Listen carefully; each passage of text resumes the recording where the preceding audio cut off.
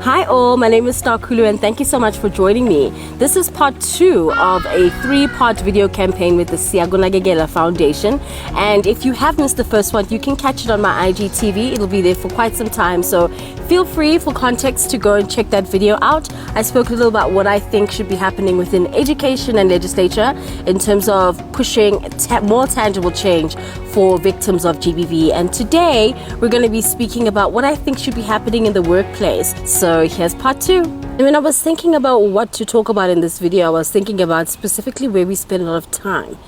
There is definitely a conversation to be had about the GBV that happens at home, but another place that we spend a lot of time is at work. That's about, for the average person, 8 to 10 hours a day where you're spending at work, and undoubtedly patriarchy seeps into those environments as well. And so it had me just questioning myself, like, what within that work experience, what do I remember or recall from places that I've worked, and the contribution that they made to making sure that I feel safe, taken care of, or if something does happen that I feel like there's somewhere to go. And so that was really the catalyst for the conversation today. Yes, as part of awareness, I understand that it's good to talk about, what's happening right now in this information, but I'm very frustrated at the fact that the tangible change isn't at the scale that it needs to be for GBV in South Africa. So I guess I try to always take the lens of something, of being able to say, this is what we can do. Here's a solution. This is what we can probe in. And it's not necessarily that, even with the first video, it's not that nothing has been done, but it's just really not as vigorous as it needs to be in comparison to the issue. And I think with the same thing with the conversation today, you'll see that there are jobs or corporate companies that really do put an emphasis on the respect around women, but there are a lot that do not.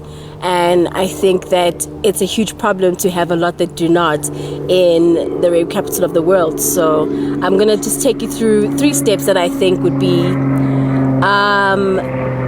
I don't want to say easy to employ, but I would say important for companies to start considering employing when they think about, human resources as a whole. Human resources now needs to separate GBV and start to consider what policies need to exist in protection of, the staff.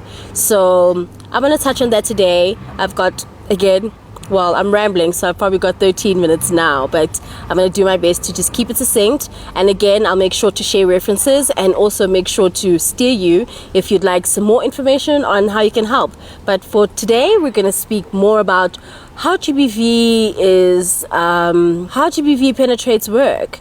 And the first thing I think that I would do, step 1, would be to prevent violence. You really need to identify the risks within your own workplace. Workplaces are very different, so you're not going to have the same risks across the board. If you, for instance, have a lot of people who are part of the LGBTQ plus community, there might be nuances that you need to consider within those policies that make sure that they're protected from verbal abuse, etc., etc. So it's important to really look at what your company is, the kind of people who are in it, and the potential dynamic that comes from your staff complement, and then use that to feed what the policy must speak to. I also think, with GBV at work, it's very similar to GBV at home, but there's just 2 or 3 things that when I was doing my research, I'm like, I just want to say these again, because it is an awareness campaign, and I just want to make sure that if someone is watching and they're not even sure that thing that happened to them was something that is considered gender-based violence, I'm hoping that anything or something that I say here might spark something. So I am going to go through 5 or 6 of the main ones that kept coming up when I was researching, just to remind people, the type of GBV that can happen in work. So firstly, there's the obvious verbal and physical abuse that could happen at work. And then the second one would be if people are giving you transactional or coercive advances, where people are kind of saying, if you do this, this might happen for you. That is considered gender-based violence, because that is using, that is using your power in essence to get what you want, but also using a person's situation or circumstance or gender to manipulate. So that is something, any kind of coercion, any kind of suggestion to transact is considered gender-based violence in the work environment. The next would be harassment around pregnancy. Any comments around pregnancy that are inappropriate, whether sexual or whether they feel like they are coming from a place of patriarchy, that is considered gender-based violence as well within the workplace. Next is inadequate sanitary facilities. Very important. People need to really have access to toilets, water, cleaning agents, that they're able to make sure that their hygiene is where they want it to be. It really is like the health and the safety measures taken within your company to make sure that you're protected. That is also considered gender-based violence within the workspace. Companies really need to self-assess how effectively they are meeting these concerns, how they're meeting them through strategies, how they're meeting them through policies, through leadership, and through the actual culture within their work environment. So I think it's really important, the first step is to take a step back and identify within your specific work environment what is a potential risk within this dynamic. Number 2 that I would suggest is that, after you've assessed your work environment, now you can start to protect your employees with, supportive policies and procedures that are really going to help them be able to be clear on what is acceptable and unacceptable within this workspace, and also feel a sense of confidence coming into the workspace, knowing that there are certain things that would be called to task should something go awry with another staff member. So I think just going into this, these policies need to be a lot clearer as well. I find a lot of time we overview the topics. I worked at a very good company, and there were so many great policies in place, but what I noticed within the examples of sexual abuse in the workplace, the silo was sexual abuse and not the nuances of GBV in its entirety. I do think that we need to get to the place where we are calling out catcalling, inappropriate comments, inappropriate innuendo. And I'm saying inappropriate innuendo, it's so tricky because how do you hone in on how to define it? But I'll give you an example. At a workplace that I was working at, and I walked past the kitchen area, it had an open plan effect, and the gentleman kind of mentioned something like, sometimes I just stand here just to watch you walk past, and that feels very inappropriate within a workspace, but I don't know where within the pillars of sexual abuse that might live. So I think that clarity needs to start to come through within companies that obviously have, which is all companies that are mixed gendered. So it's really important for the nuances to be considered and for people to be a lot clearer instead of overviewing their policy output. I also think that within that, then the training of the people who are going to be managing those conversations needs to be aligned. So yes, great, human resources is amazing, but human resources is also here to do 2 things. They're here to kind of manage the staff and what they need from the staff, but more importantly, they are there for the company.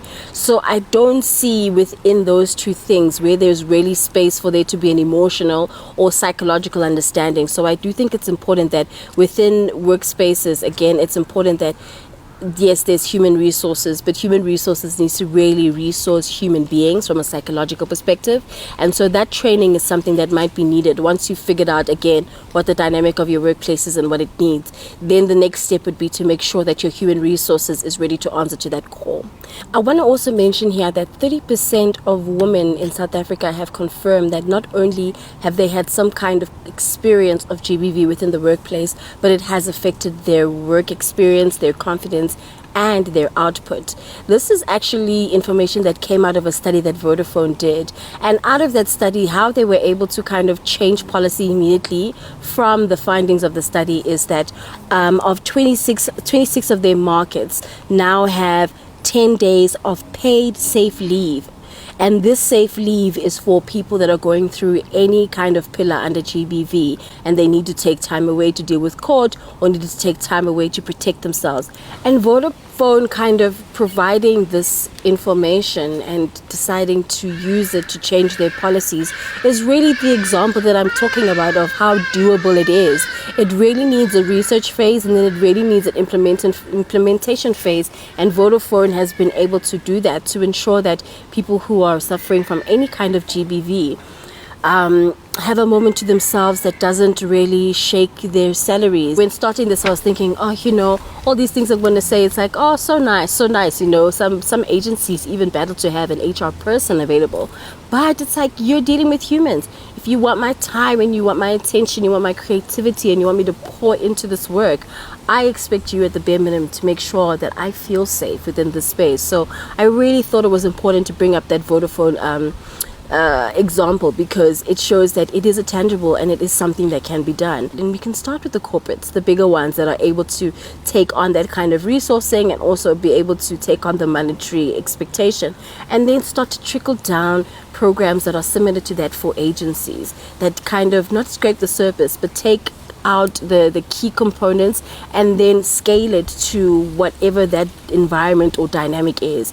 But to say that it's impossible, I think, is really, again, undermining the importance of having healthy, free, confident, and liberated women within the workspace. There's also another example that I saw where Unilever in Kenya had looked at the agricultural supply chain and had identified how the women who are, leading in some ways, but also maybe calling the shots and some managing in positions that require them to lead, they were being undermined a lot, and they used that information to change their policies. They also, out of that came the Global Women's Safety Framework in rural areas, and what it kind of maps out is, firstly, where they identify the issues to be within those supply chains. Secondly, where they foresee the remedies to be and how they want to start remedying, and then what the immediate policies that have been implemented would be. So I think that's also, again, another beautiful example of a huge corporate, Unilever, taking the stance and saying there is a problem here and we value these people, so we want to take a step back and see how we can protect them. And then number 3, I think, is, after you have, first step again is to identify your risk, and then the second step is to start to implement the policies and procedures. And for me, the third step would then to be accountable by monitoring the actions. For me, a company that is serious about doing this work will monitor whether it's working. It would monitor and assess how the employees are taking to the new policies, and then it'll also continue to update itself according to legislature, according to what is happening within GBV itself in our country. This, I feel that a company that is serious about this will understand that their policies will continue to evolve with the times. Once procedures are implemented, it's really important to introduce a feedback mechanism. It could be a quarterly where you have a feedback session, surveys that go out anonymously, but then have a portal that's available throughout the year where people are able to anonymously say how they feel or report something. But I do think that feedback is very important. It has to take the full cycle in order for it to work, right? Because putting the policies out and not testing them to see where the nuances that we've missed are, or where we need to kind of tighten what that term or the addendum speaks to, the only way you kind of know or are able to get closer to what the right policy is to introduce a feedback phase, where you're able to gain that information from the people who work within the space, and who, by virtue of you being so open and wanting to expand what human resources is for them, will be very open and honest about their feedback and help you get closer to your goal, essentially. So I think it's important to note that companies that really, really believe in this do it very thoroughly, and that part of being very thorough is making sure that you are assessing how the people who the policies are created for feel about the policies. And I think it's very understandable in the instances of small businesses and agencies, because they don't have, HR departments. They've got one person here, maybe someone who's coming in from a consultative perspective or a freelancer.